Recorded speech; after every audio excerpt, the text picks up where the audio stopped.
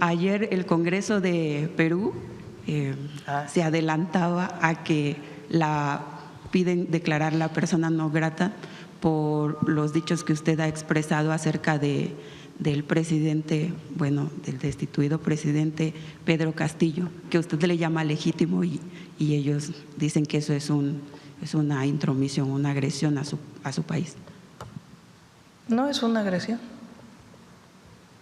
Recibí aquí al abogado del presidente Pedro Castillo, que desde nuestro punto de vista vivió un golpe de Estado, y me solidaricé con él. Eso fue lo que hice. Es una política que viene desde el gobierno del presidente López Obrador, en este caso, como en el caso de Ecuador, de romper relaciones con el Ecuador por la invasión que tuvo nuestra embajada. Nosotros mantenemos el mismo criterio. Entonces, no importa. Nosotros vamos a mantener nuestra posición. El inesperado triunfo de Pedro Castillo en 2021 abrió una situación inédita en Perú, un país históricamente conservador marcado por una corrupción endémica. El profe Castillo, como coloquialmente fue bautizado, desafió a Keiko Fujimori en las urnas y lideró un gobierno popular en un país golpeado por una crisis política sistémica que había llevado a la cárcel a sus últimos 4 presidentes: Alberto Fujimori, Alejandro Toledo, Ollanta Humala y Martín Vizcarra. El gobierno de Castillo fue difícil desde el inicio, con múltiples cambios de gabinete y bajo un asedio constante de los sectores conservadores. En menos de un año perdió los apoyos partidistas que lo llevaron al poder hasta el fatídico 7 de diciembre de 2022, cuando el Congreso de Perú lo destituyó para luego arrestarlo cuando se dirigía a la Embajada de México en Lima. La escena antecedió a una brutal represión en contra de sus simpatizantes, donde perdieron la vida más de 50 personas. Con el apoyo del ejército, el Congreso ungió a la entonces vicepresidenta Dina Boluarte, quien no dudó en traicionar a Castillo. Casi 3 años después, Boluarte es la mandataria más impopular del mundo, con una aprobación ciudadana del 3%. El presidente mexicano Andrés Manuel López Obrador brindó el apoyo de la embajada a la familia de Pedro Castillo y se negó a reconocer como legítimo el gobierno de Dina Boluarte. La decisión cimentó un conflicto diplomático que se mantiene hasta ahora. En los últimos días, la tensión entre ambos países se reavivó después de que el Congreso peruano, con una aprobación popular que luce por su ausencia, declarara a la presidenta de México, Claudia Sheinbaum, persona non grata por la defensa abierta que ha hecho de Pedro Castillo. Y coincidentalmente, o no, todo ocurrió en el momento en el que el presidente del opositor y casi extinto partido PRI, Alejandro Moreno, visitaba al país andino. ¿A qué fue realmente Alito Moreno a Perú? ¿Y qué mensaje pretende enviar Dina Boluarte al reunirse con la oposición mexicana? A 7 meses de las elecciones generales en Perú, ¿será capaz el movimiento popular de reagruparse y dar un giro a su historia?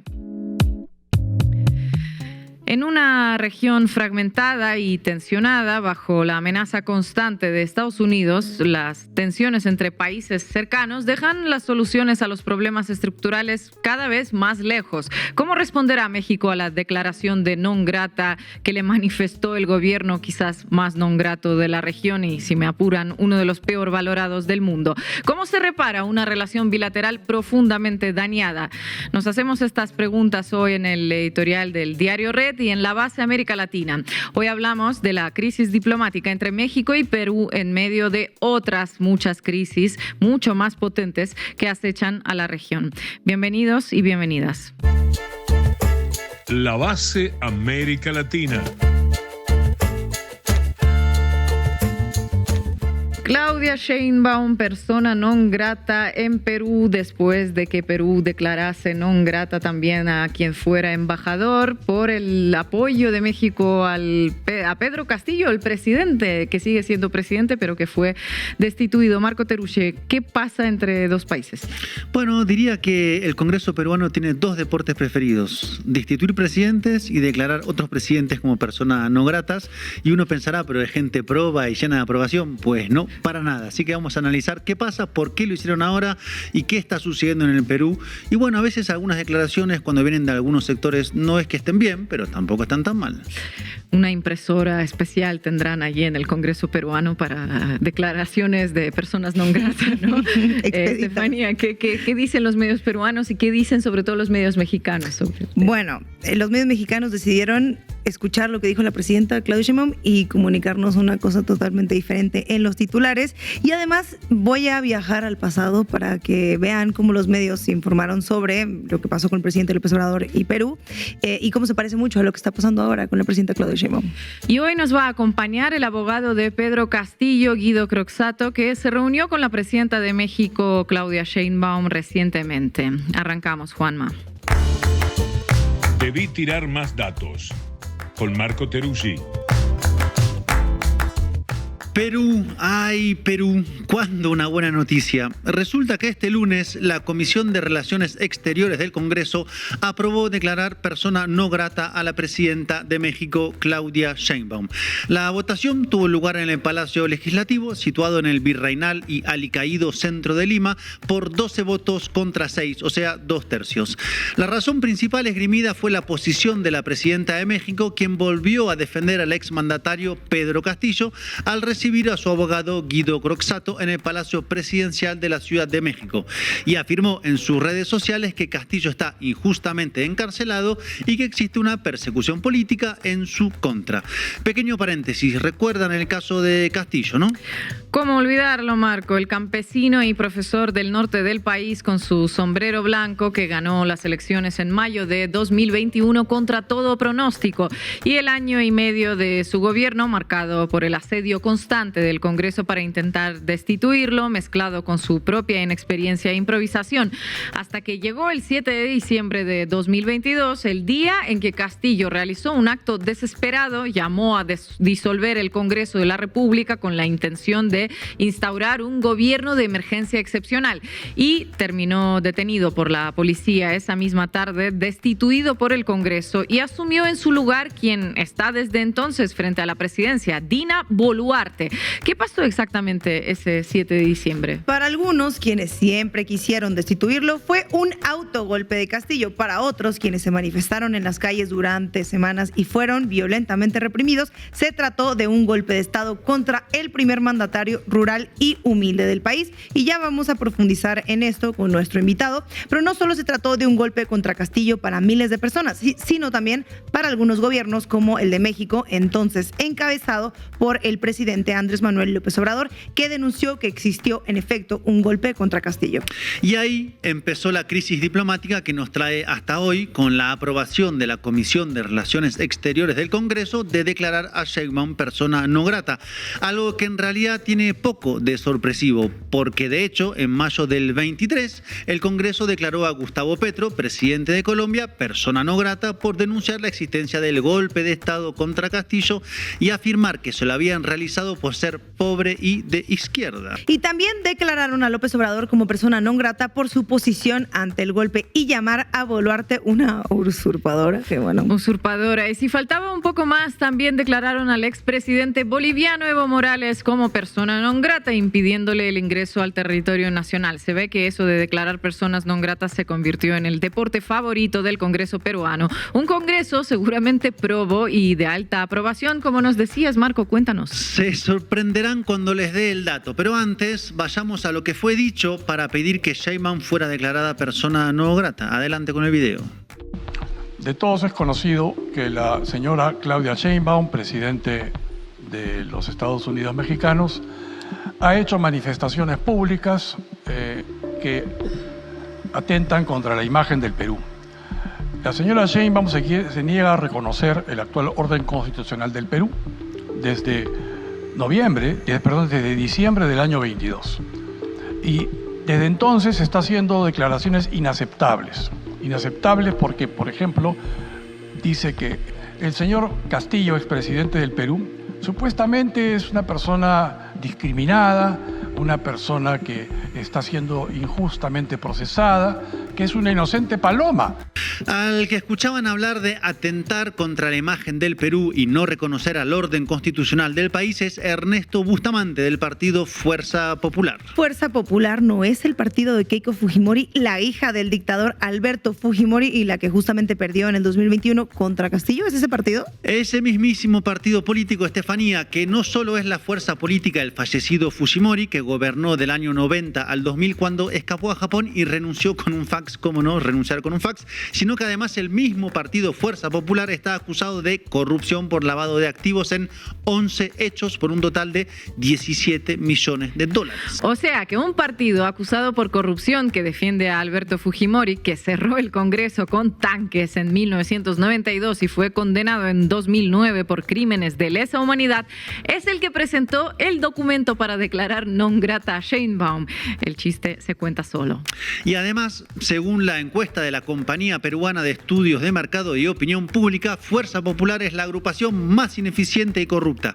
37.8% de los encuestados a nivel nacional consideran que el fujimorismo es el peor partido en la actualidad. Y si al congresista Bustamante le preocupa la imagen de Perú o del Perú, pues debería haberle preocupado cuando tenían lugar las represiones en Perú, luego de la caída de Castillo, cuando el ejército provocó masacres como la de Ayacucho en diciembre del 2022 y la de Juliaca en el 2023. En total fueron asesinadas cerca de 60 personas. ¿Eso no le preocupó para la imagen del Perú, señor Bustamante? Perú, ay Perú, pero Bustamante no se quedó ahí nomás en sus acusaciones. No, porque total, si no se tiene vergüenza, mejor ir hasta el final de todo. Es la única presidenta del mundo que tiene esa posición en este momento contra Perú. Y claro, es entendible porque la señora Sheinbaum tiene vínculos probados con el narcotráfico.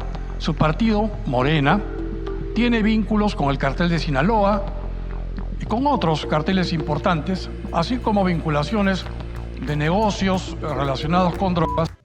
Ah, bueno, hay que tener cara, señor Bustamante. ¿Cómo es ese dicho de la Biblia? El que ve la paja en el ojo ajeno y no la viga en el ojo propio. ¿Dices ese dicho? Yo no sé, no he leído la Biblia. Nos pusimos bíblicos. Se la dejo fácil. Adivinen cuál es el segundo país productor de cocaína en el mundo. Doy unas pistas. Tiene una capital en medio de un desierto que mira al mar Pacífico. Unas ruinas maravillosas en los Andes. Una selva amazónica. Cumbia chicha y un ceviche riquísimo. Perú, de hecho, es muy llamativo que nunca se hable de que Perú es el segundo país de mayor producción de cocaína. No se habla de eso en las campañas electorales, no se habla de eso en los grandes titulares y de hecho Estados Unidos, que está tan preocupado por el narcotráfico, siempre habla de Colombia, Venezuela o México, incluso de Bolivia, pero Perú como si no existiera. Es raro esto, ¿no? Sí, es el segundo país productor desde al menos el 2015, o sea, una década, según los informes de la Oficina de las Naciones Unidas contra la Droga y el Delito. Y tiene actualmente 90.000 hectáreas de hoja de coca destinadas a la producción de cocaína. Así que hablar de México, acusar a su gobierno, su partido Morena de estar ligado al narcotráfico, es no solamente falso, carente de pruebas, sino además bastante cínico en vista de la situación de Perú como proveedor de cocaína para el mundo entero. Volvamos entonces a la situación política. Tenemos que la Comisión de Relaciones Exteriores del Congreso aprobó declarar a Sheinbaum como persona no grata. Y claro, lo que sucede en realidad es que la presidenta de Perú y el propio Congreso de peruanos son no gratos en Perú. ¿No me creen? Veamos números. Estefanía, adelante, por favor. Uy, me toca dar números. Empecemos por la presidenta. Según el estudio de Datum, su aprobación está en 3% desde junio. Repito, 3%. 1, 2, 3, como las coimas de Karina Milei. Y esta señora que nadie votó para ser presidenta y nadie quiere, habla mal de nuestra presidenta, en fin. Y si hablamos del Congreso, la cosa también anda por el piso o el subsuelo. Según el Instituto de Estudios Peruanos, el 93% desaprueba el desempeño del Congreso de la República. Ojo, ni siquiera quiere decir que el otro 7% lo aprueba, claro. Y es más, 44% de la gente ve con simpatía una disolución de ese Congreso que nadie quiere. Estamos hablando de récords totales de desaprobación. Y en el caso del Congreso es estructural. En el 2015, también hace 10 años, según la encuestadora Ipsos, el Poder Legislativo peruano tenía 86% de desaprobación. Hay que hacerlo. Lo que hay en Perú es una crisis de régimen o crisis orgánica, un Estado de Derecho roto, un sistema político agotado que sin embargo se mantiene muchas veces por la fuerza, como con los 60 asesinados en las protestas. Entonces, efectivamente, viendo las cifras de aprobación, quienes son no gratos en Perú son pues la propia presidenta Dina Boluarte y el Congreso, que tienen una desaprobación récord. Y claro, ser declarado no grato por el Congreso de otro país no es bueno para las relaciones diplomáticas, pero con esta situación, ¿quién quiere ser amigo de este gobierno sin legitimidad de origen ni de ejercicio? Pues mira, Ina, que hay alguien que sí quiere ser amigo. Alejandro Moreno Cárdenas, alias Alito, presidente del PRI en México, que estuvo muy gustosamente reunido con la presidenta peruana Dina Boluarte.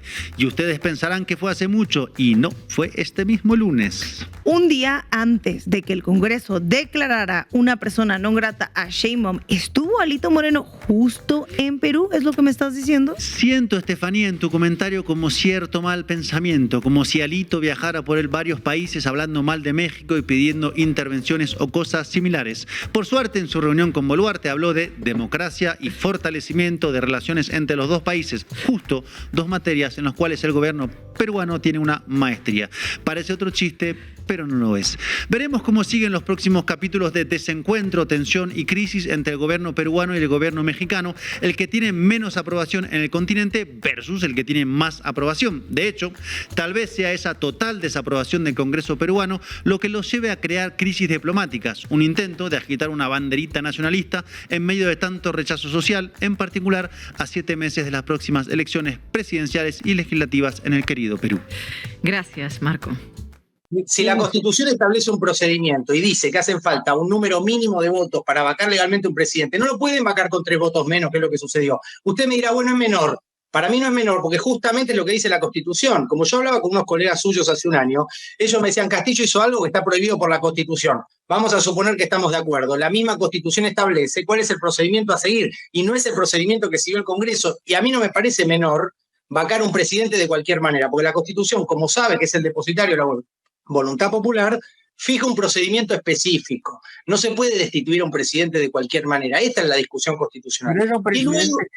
Era un presidente, abogado Croxatto, que había renunciado a su propia autoridad moral, a su propia investidura, al dar un golpe de Estado fallido. O sea, ¿qué estatuto cubría al señor Castillo después de anunciar la Constitución en el Congreso? Pero la Constitución, de vuelta, Hildebrand, la Constitución establece qué es lo que hay que hacer en estos casos y no es lo que hizo el Congreso. Clarísima la explicación de Guido Croxatto, a quien de hecho vamos a tener hoy en la mesa de análisis, no se lo pierdan. Compañera Estefanía. Vamos arriba, Bu. Cuéntamelo todo y exagera, con Estefanía Veloz. Quisiera arrancar la sección del día de hoy abriendo una ventana a lo que opina la ultraderecha mexicana sobre Perú, sobre el presidente Pedro Castillo y bueno, adelante, Juanma. Alguien va a decir, bueno, aquí ni me importa qué es Perú, ¿no?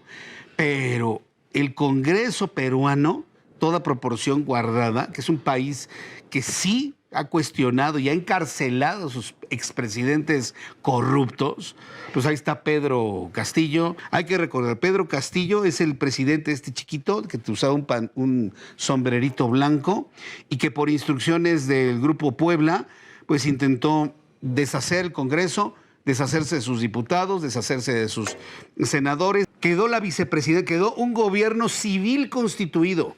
Fue el Congreso quien destituyó a este papanatas de Pedro Castillo, que no sabe ni leer el tipo. Veía una revista al revés cuando lo iban a agarrar. ¿Se acuerdan? Yo les presenté la imagen en el Heraldo Televisión. Estaba tan nervioso el tipo que tenía la revista al revés. Porque no estaba viendo ni la revista, porque no sabe ni leer. Bueno, análisis geopolítico del bueno. Qué alegremente expone uno su propia ignorancia, ¿verdad? Cuánto clasismo, no sabe ni leer, es un hombre bajito. En Perú sí hay Congreso. El gobierno de Perú, estandarte de la democracia. Ya me imagino qué dirán entonces sobre lo que ha pasado estos días entre México y Perú, estos mismos analistas geopolíticos. Bueno, Ina, empecemos con los titulares y esa es la forma en la que los medios mexicanos cubrieron la declaración de Claudia Sheinbaum como persona no grata por el Congreso peruano. ¿Nos traes titulares, Estefanía? Bueno, sí, ya te los estabas imaginando y empecemos por los titulares sobre la respuesta de la presidenta porque ahí está la clave de la cobertura. Proceso, no importa, dice Sheinbaum después de que en Perú proponen declararla persona no grata. El Universal, Sheinbaum minimiza que la quieran declarar persona no grata en Perú. No importa, dice. Infobae, presidenta de México, Claudia Sheinbaum, resta importancia a ser declarada como persona no grata por el Congreso de Perú. Ay, a juzgar por esos titulares, una piensa que la presidenta Sheinbaum no le importa nada de nada, como este señor analista anterior, ni Perú, ni dónde está, ni su abuela, ni su país, ¿no? Claro, y se puede leer esto como indolencia de la presidenta o incluso cierto como tufillo autoritarismo, diría uno. Todas esas cosas de que a la presidenta no le importa y, si les parece, vamos a ver lo que dijo exactamente la presidenta. El presidente Pedro Castillo, que desde nuestro punto de vista vivió un golpe de Estado. Nosotros mantenemos el mismo criterio. Entonces, no importa. Nosotros vamos a mantener nuestra posición. Bueno, si no me fallan los oídos, y ya veníamos escuchando estas declaraciones de Claudia Sheinbaum, la presidenta no minimiza nada, reitera la posición mexicana sobre Pedro Castillo, defiende el principio de no intervención establecido en la Constitución y señala que México mantendría pues su postura histórica de solidaridad con gobiernos democráticamente electos que son depuestos mediante golpes de Estado. Así es, y como el no importa no era sobre México o sobre las relaciones diplomáticas, sino sobre una declaración simbólica de un Congreso con 6% de aprobación, como decía Marco Teruggi. Una se pregunta por qué los titulares eligieron ese enfoque. ¿Y qué dicen los analistas, Estefanía? Habrá expertos en la diplomacia mexicana con un máster y todo, ¿no? Sí, y los hubo. Uno de ellos es Leonardo Kurchenko y les voy a leer lo que escribió el 9 de septiembre, apenas un día después de la declaración del Congreso peruano. Leonardo publicó en El Financiero su columna La diplomacia ideológica. Vale la pena detenerse en este texto porque es un compendio perfecto de todas las técnicas de manipulación mediática que caracterizan esta cobertura y sobre todo a este periodista. Kurchenko escribe: la diplomacia ideológica del gobierno de Sheinbaum la ha llevado a ser declarada persona non grata en Perú. Obviamente noten el término de diplomacia ideológica como si defender a un presidente democráticamente electo y después de puesto pues fuera pura ideología. Y continúa Leonardo Kurchenko, el tono predominante de la diplomacia mexicana hacia América Latina es el ideológico, pero con profundas contradicciones. Todo proceso de elecciones donde el resultado arroje una derrota a manos de una fuerza política de derecha es calificado por AMLO o Claudia como espurio, fraudulento, dudoso o pernicioso. Todo proceso, dice, vaya. Pero para un poquito porque esto no es verdad y está bueno decir cosas que son verdaderas. Si la elección la ganó Milei y México la reconoció en Argentina, la elección la ganó Noboa, Ecuador, y México la reconoció. La primera vuelta en Bolivia, México la reconoció y no ganó la izquierda, y no son gobiernos justamente de izquierda. Y así termina su artículo. Los de izquierda, cualquiera que sea la orientación del partido, siempre tienen el respaldo y reconocimiento de los morenistas, aunque se violen derechos humanos, se atropellen libertades y se expulse a ciudadanos de esos países. Ahí no se dice nada porque todo gobierno de izquierda, aunque sea dictatorial y autoritario, merece el respaldo de Morena. Bueno, vamos a volver a detenernos. Primero, el autor del artículo acusa a la presidenta de tener ideología y regirse por eso. Luego, en la columna, impone sus preferencias ideológicas y las deja como los gobiernos buenos son los de derecha. Y luego, la más absurda de las contradicciones, en realidad una hipocresía. Ina, contanos qué hizo Boluarte en Perú, por favor. Contarlos a ustedes y a Leonardo Kurchenko por si se le olvidó. Desde que Dina Boluarte asumió asumió la presidencia en diciembre de 2022, se han documentado numerosas denuncias de violaciones a los derechos humanos en el marco de protestas sociales. Organizaciones han advertido sobre el uso excesivo e indiscriminado de la fuerza por parte de agentes del Estado, con decenas de fallecidos e incontables casos de corrupción. Los Rolex de Boluarte, no se olviden, que es de lo más ridículo, pero no lo menor. De hecho, señor Kurchenko, le recomendamos que vea el programa que hicimos sobre Perú y también desde el inicio, que le va a hacer bien. O sea que quien acusa a un gobierno de ser selectivo ideológicamente con sus denuncias a gobiernos extranjeros omite señalar la vileza del gobierno de Boluarte, pero sí señala otro. Interesante, como dice el Chicharito. Pero en la misma línea, otros analistas ya se referían así sobre la postura de alguien más. No me digas, déjame adivinar. Empieza con A y termina con Andrés Manuel López Obrador, ¿no? Inesperado. Como contaba Marco, en el 2023 pasó lo mismo con López Obrador, y esto decían personas como Arturo Sarucán, el ex embajador convertido en oráculo mediático, que acuñó entonces el término vandalismo diplomático para describir la política exterior de López Obrador.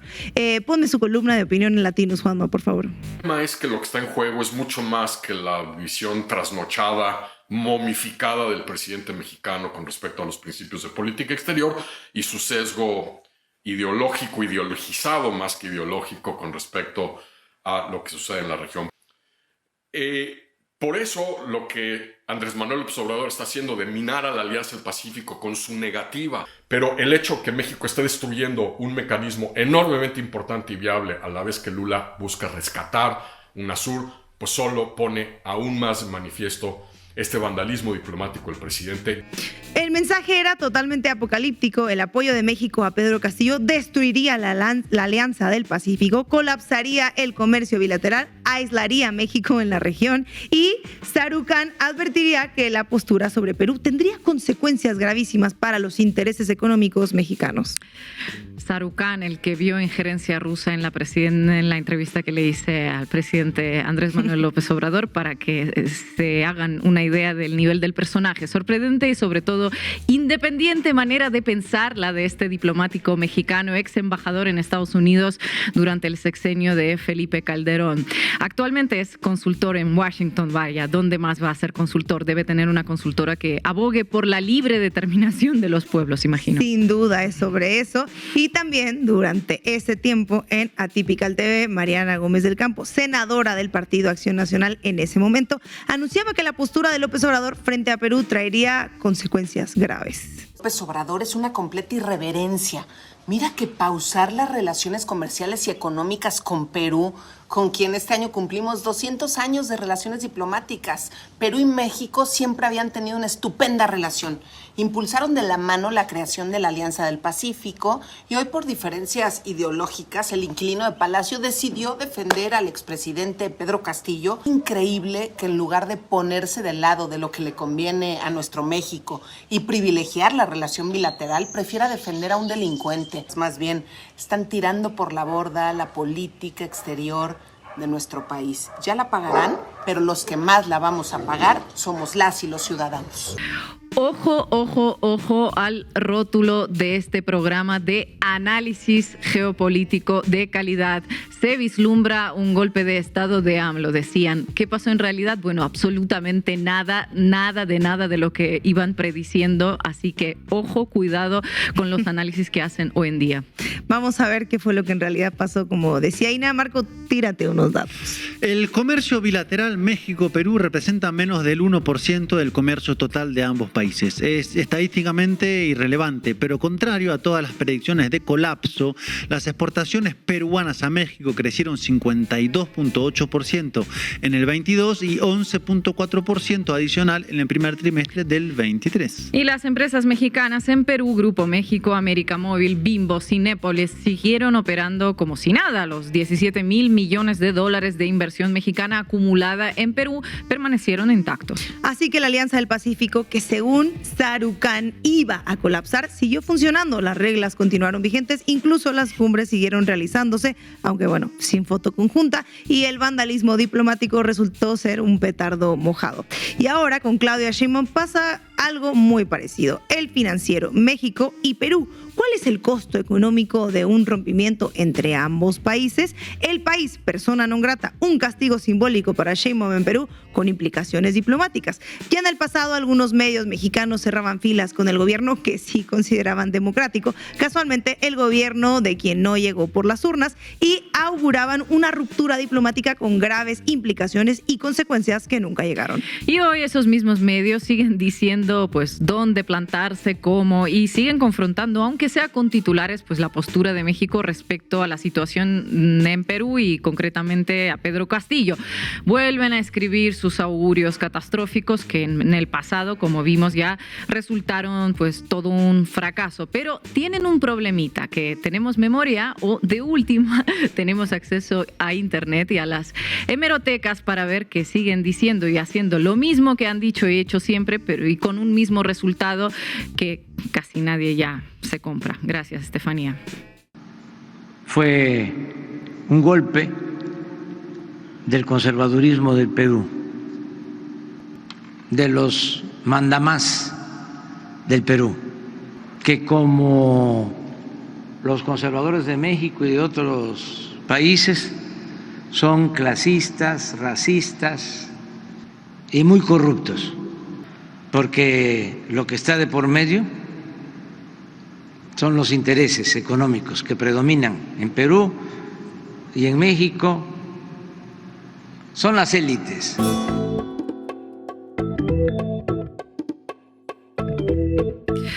Y hoy nos acompaña el abogado de Pedro Castillo, Guido Croxatto, que se reunió justamente con la presidenta de México, Claudia Sheinbaum, en los últimos días. Guido, muchas gracias por estar en La Base. Gracias a ustedes por invitarme, un placer. Guido, ¿cómo se encuentra Pedro Castillo en estos momentos? ¿En qué etapa está el proceso en su contra y qué desenlaces, qué posibles desenlaces ves? Bueno, Castillo está en prisión preventiva irregular hace más de 2 años, fue detenido por su propia custodia. Como decimos siempre, en una democracia la policía no detiene un presidente, la Constitución y el reglamento del Congreso establecían los pasos a seguir y no se respetó nada, con lo cual desde ese momento hasta hoy todo es irregular. Castillo está en una prisión donde van expresidentes y presidentes, estuvo Fujimori, está Toledo, ahora está él.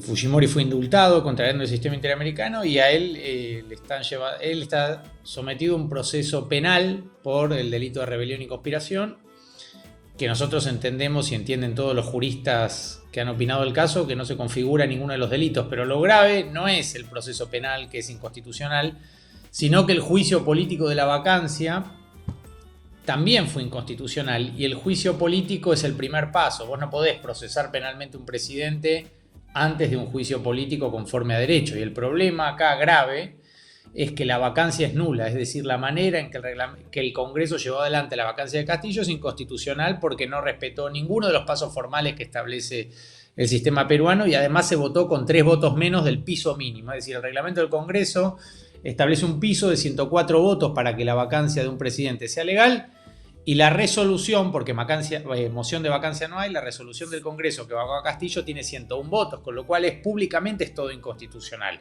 ¿Cuál es el desafío? Que lo digan los jueces peruanos, que en su mayoría son fujimoristas, por eso no lo dicen, porque están aliados con el gobierno actual. Nosotros entendemos que ese es otro argumento a favor de la defensa, no un argumento jurídico que sobran. Hay 2 argumentos centrales, uno es penal, que es de Zaffaroni, mi maestro, que lidera conmigo la defensa de Castillo, y luego el argumento procesal constitucional, que es el que me interesa a mí. Yo creo que el caso Castillo jurídicamente es un caso sencillo. Técnicamente no es difícil, lo vuelve difícil la política, pero desde el punto de vista penal inconstitucional es un caso simple, hace falta leer las normas.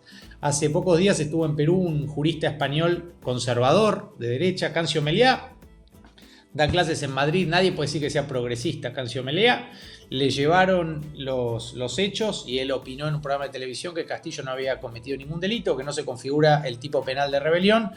Pero a mí me parece importante insistir sobre la nulidad de la vacancia, que es algo previo a la discusión penal. Previa al juicio penal está el juicio constitucional. Y el juicio constitucional que derivó en la vacancia se llevó adelante con 2 errores que son gravísimos. Uno, es que Castillo fue detenido por la policía antes de que el Congreso votara su vacancia y no después, como debiera ser según el reglamento. Tiene que ser después porque Castillo tiene derecho a ser oído 1 hora ante el Congreso, pero él fue detenido por la policía antes de que el Congreso votara la destitución o la vacancia, con lo cual la detención es arbitraria y por eso hay una denuncia en Naciones Unidas.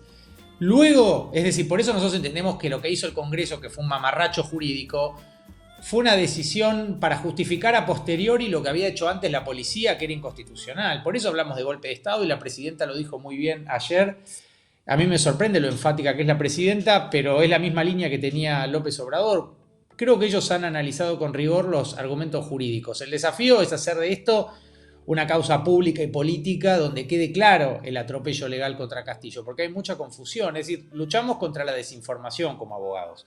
Castillo está sometido a un proceso penal y está en prisión preventiva, lo cual es irregular además, según la Corte Interamericana. El punto central es que el proceso penal no corresponde porque es un presidente mal vacado. La vacancia, además de que se votó después de la destitución y no antes como corresponde en una democracia constitucional, además de eso hay 101 votos en la resolución y según el propio reglamento del Congreso peruano, el piso mínimo es 104, no 101. Entonces hay un problema matemático muy evidente, como decimos con Zaffaroni. Guido, un gusto saludarte. Hay un cuestionamiento en Perú sobre la defensa que está llevando a cabo el caso de Pedro Castillo. Algunas personas sugieren incluso dentro del Congreso que no puede haber una defensa internacional y de hecho han dicho que tú no estás registrado como abogado en Perú y no deberías poder llevar este caso. ¿Cómo ves esto y qué opinas?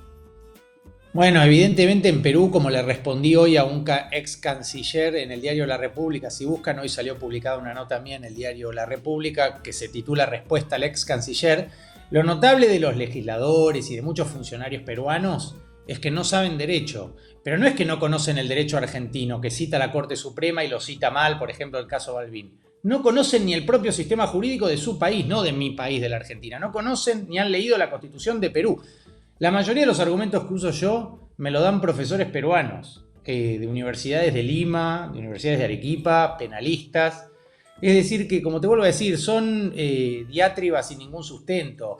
Nosotros, como abogados, podemos hacer la defensa en términos de derechos humanos que querramos en los foros internacionales.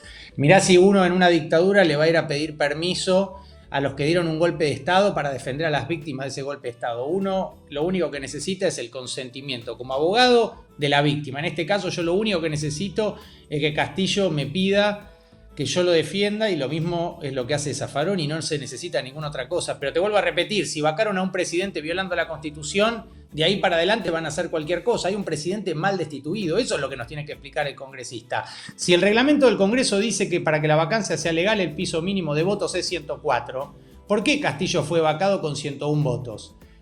El primer paso de cualquier vacancia constitucional es una moción de vacancia. No existe la moción de vacancia. Entonces yo me pregunto, si no hay moción de vacancia, si no hay 104 votos como pide la Constitución, ¿dónde está la legalidad de la vacancia contra Pedro Castillo? Como no quieren hablar de eso porque no pueden, porque la moción de vacancia no existe y porque tarde o temprano alguna instancia internacional va a decir la verdad, es que descalifican, dicen cualquier pavada. Primero decían que Castillo nos pagaba un montón de dinero porque cómo podía tener abogados como Zaffaroni y Croxatto que lo representen bien en la esfera internacional. Cuando se dieron cuenta que no somos como ellos, como los estudios fujimoristas que decían que los indios no sabían votar porque estuvieron 3 meses para reconocer el triunfo electoral de Castillo. Primero no lo querían dejar asumir, después no lo dejaron gobernar y ahora no quieren que tenga abogados que lo defiendan. Yo lo que le respondería al congresista es al revés. Pero ya vemos que Perú se está alejando del sistema internacional de derechos humanos, quiere abandonar el sistema interamericano, que es lo mismo que hizo la dictadura de Fujimori. Es decir, es el macondo jurídico. Es muy difícil la discusión jurídica hoy en Perú, porque hay muy pocos interlocutores serios. Es muy difícil entablar una discusión racional cuando no hay ningún punto de acuerdo y nadie respeta la Constitución. Fujimori fue indultado contrariando al sistema interamericano. Ahora están aplicando una ley de amnistía que la propia la Comisión Interamericana le está pidiendo al Estado peruano que no la aplique hasta que ellos no resuelvan la convencionalidad o no de esa norma, que por supuesto es contraria a la Convención Americana. Es decir, son tantos los atropellos jurídicos, los 60 asesinados en las protestas sobre los que nadie habla. Esto me parece sorprendente. Nadie dice una sola palabra. A la semana siguiente de la usurpación de funciones de Boluarte, Se asesinaron en las protestas 60 manifestantes desarmados en Perú. Nadie dice nada. Estamos discutiendo si Zaffaroni o yo podemos escribir un artículo en un diario a favor de Castillo. Nosotros podemos escribir lo que tengamos ganas. Sobre nosotros no tiene ninguna autoridad el Congreso peruano. No solo sobre nosotros. Yo diría que tampoco sobre los peruanos porque tienen un 95% de desaprobación. Es decir, la crisis democrática en Perú no es un juego. La censura a los periodistas no es un juego. Amnistía Internacional quería presentar un informe que se llamó ¿Quién disparó la orden? Por estas 60 muertes que yo te estaba mencionando. Y la alcaldía de Lima censuró a Amnistía Internacional. Durante 10 días no pudieron presentar su informe. Human Rights Watch, que nadie diría que es una ONG progresista, ni de izquierda ni nada, ni nosotros tenemos diálogo con ellos, acaban de decir que el Congreso peruano, es decir, esta gente que vos me estás citando, legislan a favor del crimen organizado. Es decir, me parece que Perú tiene otros problemas, ¿no? Y nosotros con Zaffaroni no necesitamos que un legislador de un Congreso que vacó ilegalmente un presidente nos diga si podemos defender o no a Castillo. Nosotros podemos defender a quien tengamos ganas. Necesitamos el consentimiento de las víctimas, no de los perpetradores. Guido, gracias por estar en La Base. Estuviste reunido con Andrés Manuel López Obrador, con Claudia Sheinbaum justamente hace muy poquitos días. Ahora sale esta declaración del Congreso de declarar la persona no grata. ¿Cómo lees el tiempo político de esta declaración? ¿Por qué ahora? ¿Cuáles son las razones? Pensando incluso en términos de política interna peruana. Mirá, Petro, que fue el primer presidente que apoyó esta causa y que fue a un foro y dijo acá falta un presidente por Pedro Castillo, y muchos otros presidentes tácita o explícitamente han apoyado la causa de Castillo en el Perú. Creo que es una buena pregunta, pero se puede responder solo desde el plano interno. Creo que hoy, fíjate que Boluarte no respondió. Y no respondió porque tiene un 95% de rechazo social. Ella se burla, pero es un tema serio, digamos. Tener un gobierno que asesinó 60 manifestantes y que tiene el rechazo del 95% de la población no es un juego para una democracia. Vos me preguntás por qué este Congreso, con todos los problemas que tiene Perú, se ocupa de declarar persona no grata a la presidenta con mejor imagen del mundo. Creo que es para tratar de generar algún fuego de artificio en el plano interno, distraer la atención de los problemas graves de criminalidad que tiene Perú, que van más allá de la vacancia inconstitucional contra Castillo. Es decir, Perú tiene problemas de diversa índole que a mí no me incumben, ¿no? Yo me ocupo nada más con Zaffaroni de la defensa legal de Castillo en el plano internacional, para lo cual basta solo un poder del representado, aunque los legisladores peruanos no tengan la menor idea ni de eso, ni de la Constitución, ni de su propio reglamento. Por eso yo te decía que es desopilante lo que sucede en Perú. Creo que es simplemente para dar algún tipo de respuesta formal o tratar de sacar algún rédito, ¿no? Confrontando con alguien que está en otro nivel intelectual y político. Es decir, uno cuando la escucha a Sheinbaum o cuando escucha a López Obrador, como te decía antes, ahí sí vos te das cuenta que son interlocutores. Es gente comprometida, tienen legitimidad democrática, tienen aceptación social, fueron votados por su pueblo. En Perú es muy difícil, si el Congreso tiene el 95% de rechazo, Boluarte tiene el 95% de rechazo, antes de irse saca una norma de amnistía que es cuestionada por el sistema interamericano y los jueces tienen miedo de alzar la voz, algunos ahora tímidamente, porque nadie quiere ser arrastrado por la crisis de Boluarte. No hay interlocutor, este es el problema hoy, por eso recurrimos al escenario internacional. Es muy difícil hacer valer el derecho en los tribunales peruanos. Nosotros, antes de que... Ayer nos reíamos con Zaffaroni, no lo debería contar esto. Pero bueno, San Martín Castro es un juez peruano. Hasta horas antes de que nosotros asumiéramos la defensa de Castillo, nos invitaba a reunirnos, a comer. Ahora, hace unas semanas, le pidió un asistente de él, es un juez de la Corte Suprema de Perú, que firmó, digamos, que estaba en contra de Fujimori en su momento, por eso uno le tenía cierto respeto intelectual y ahora, bueno, parece que dejó olvidado sus principios de legalidad en un placar o abajo de la mesa. Nos pidió que escribiéramos un artículo conmemorativo para su libro homenaje por su cumpleaños. O sea, y a veces hasta me han invitado segundas o terceras líneas de algunos ministerios y yo les digo si ellos recuerdan que yo soy el abogado del presidente mal vacado, es decir, no quiero ni pretendo tener ningún vínculo hasta tanto no haya una normalización democrática que hoy Perú no tiene. Perú no tiene hoy un Estado de Derecho, básicamente. Eso es, me parece, lo más severo.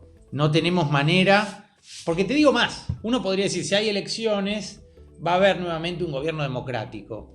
en Perú. Por supuesto que eso es muy importante, pero eso no va a resolver este problema.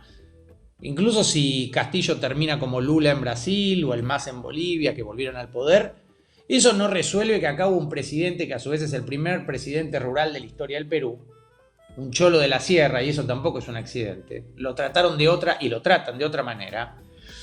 Y que haya nuevas elecciones no va a resolver que Castillo fue un presidente mal vacado. Hay un problema constitucional de fondo que queda sin solución. Y nosotros queremos puntualizar este punto. Es decir, queremos llamar la atención sobre la nulidad de la vacancia. Es una cuestión técnica, jurídica, concreta. No es una cuestión de grandes discusiones políticas, si uno es adherente de Castillo o no, qué medidas tomó como gobernante. Eso es una discusión política que tendrán que dar los peruanos, que a mí no me corresponde. Yo solamente me fijo como este Cancio Meliá, que es un penalista español conservador. Yo me fijo qué es lo que pasó, qué es lo que dice la normativa peruana y saco una inferencia. Y hasta ahora nadie me ha dicho que esa inferencia es incorrecta. Si vos te fijás, después podemos discutir por qué el Tribunal Constitucional peruano no interviene. Bueno, no interviene, embarró la discusión para que Castillo no tuviera habilitada esa instancia. La misma noche que Castillo es vacado de manera ilegal, saca un comunicado en Facebook el Tribunal Constitucional. Eso no tiene ninguna entidad legal, pero no es un accidente. Eso está hecho para anular esa vía para la defensa de Castillo, a sabiendas de que la vía internacional es mucho más larga.